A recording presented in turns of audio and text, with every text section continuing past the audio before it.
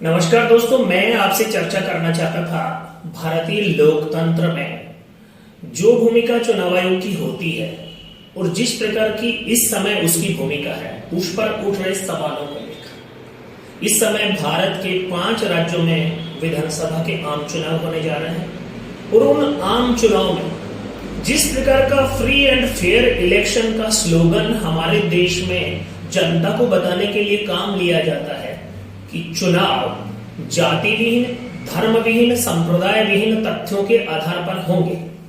लेकिन अभी 5 राज्यों के चुनाव में जिस प्रकार की मीडिया रिपोर्टिंग आ रही है, सोशल मीडिया पर, मेन स्ट्रीम मीडिया पर या प्रिंट मीडिया पर खुले आम विश्लेषण आ रहा है कौन सी जाति किसके साथ है। अखबारों के संपादकीय आ रहे हैं, टीवी की हेडलाइंस आ रही है, जाटलैंड के नाम से भी सीधा सीधा विश्लेषण आ रहा है।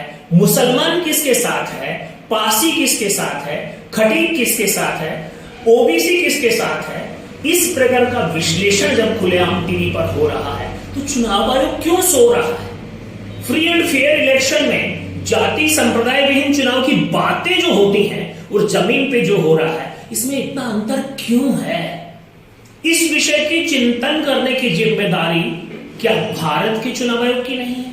अगर वो इस विषय का चिंतन नहीं कर रहा है, अपनी जिम्मेदारी ठीक से नहीं निभा रहा है, तो भारत का सुप्रीम कोर्ट क्या कर रहा है? वो ऐसे विषयों पर संज्ञान क्यों नहीं ले रहा जो दही हांडी का नाप तो बताता है, लेकिन ऐसे विषयों पर चुप हो जाता है? ऐसे सारे विषयों के लिए संज्ञान लेने की जवाबदेही किसकी है?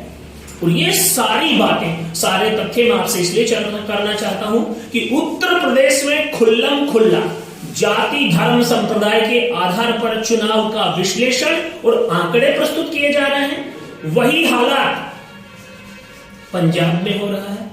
पंजाब के मुख्यमंत्री को तो दलित मुख्यमंत्री बताया जा रहा है। इस प्रकार की जो भावना चल रही है, इस प्रकार का जो वातावरण चल रहा है, social media, electronic media, main stream media खुलेआम कर रहा है और कोई एक्शन नहीं लिया जा रहा है, तो फिर फ्री एंड फेयर इलेक्शन की जो बातें हैं वो केवल दिखावटी बातें हैं। जमीन पर, धरातल पर, हकीकत में जो हो रहा है वो वास्तव में भारत के लोकतंत्र को गलत दिशा में ले जाने वाला काम हो रहा है। और इसके लिए इस देश के लोकतंत्र की चिंता करने वाले, इस देश में राजनीतिक शुचिता की व्यवस्था की चिंता करने वाले लोगों को संज्ञान लेना ही चाहिए, चाहे सुप्रीम कोर्ट ले, चाहे कोई नागरिक अधिकार संगठन ले।